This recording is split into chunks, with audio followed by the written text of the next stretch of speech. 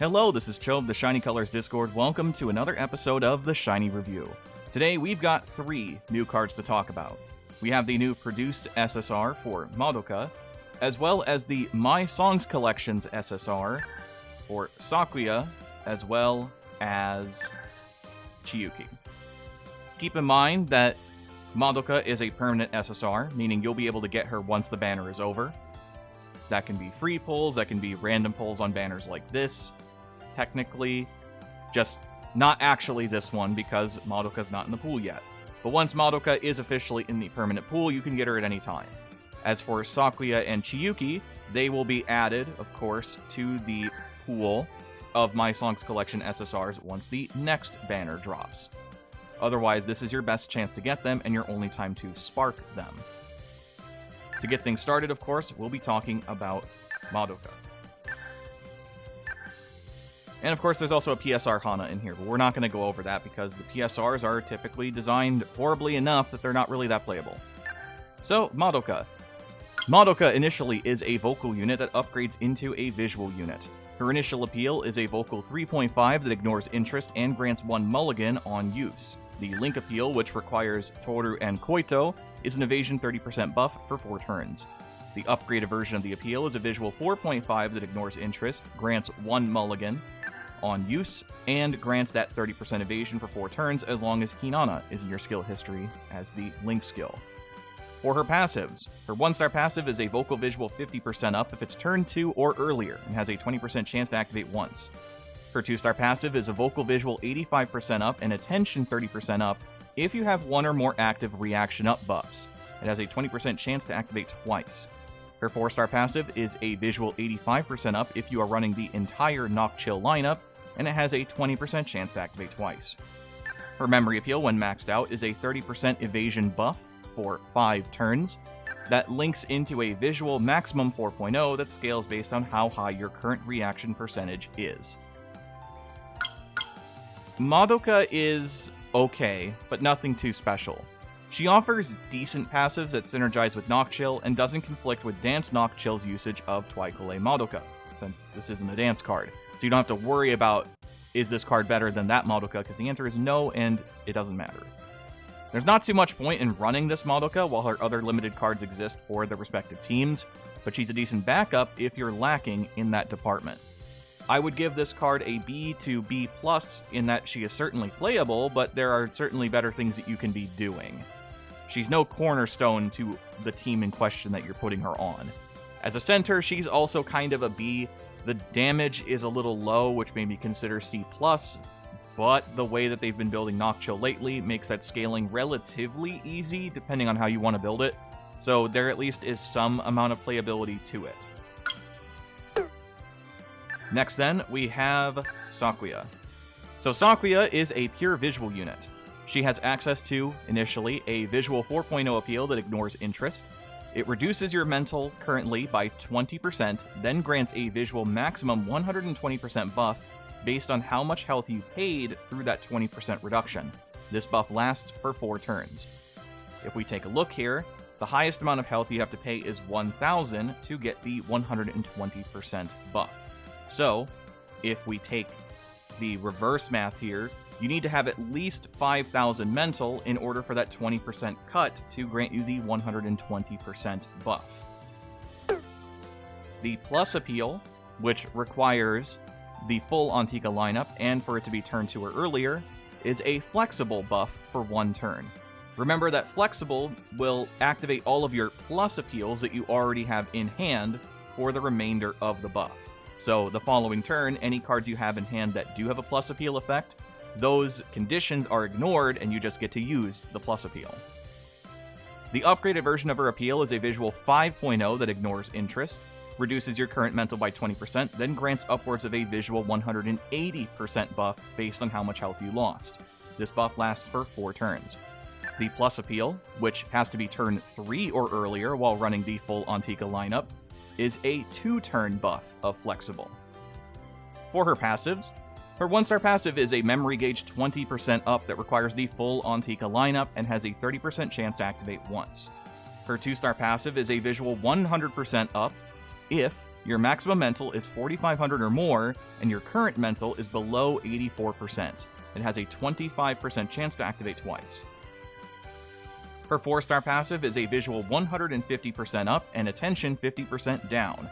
It requires your max mental to be 4,500 or more, and your current mental to be below 49%, which has a 30% chance to activate twice.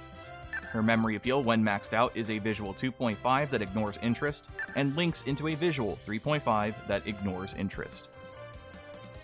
Sakuya is real good for visual Antika. It's kinda hard to understate how important this card really is in the grand scheme of things.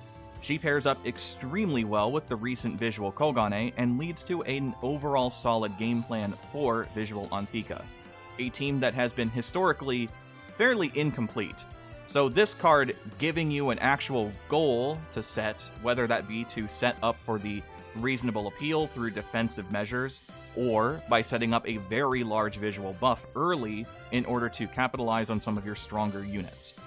There's a lot of high potential to buff up through her appeals, and she can pair up with nearly every trick in the book that Antika has, because she has access to things like attention down, because she has mental reduction, things like enmity passives can work really well on her, but you also then of course have things that scale based on attention down, which there are certainly pieces that can do that as well. This card is just real cool at being able to enable multiple different playstyles through just her kit alone. You can either build around her 180% buff, or you can take a slight hit if you want to have more consistency on that health reduction. If you want to have slightly lower mental to use your other Antika cards, and can afford to have a slightly less powerful visual buff off Sakuya, then you can certainly try it. I think that this really only needs one more visual card, ideally a support, that helps the health cuts be a bit more consistent for this team, and then I think that they will absolutely be a top-tier team once that is satisfied. I think the Sakuya earns an easy A+ to S-, and as a center, the Intignore into Intignore is kind of a hit or miss. It's either going to matter entirely on all of the different effects that are going on, or it'll be completely worthless. I'm going to give it a B+ to an A- as a center.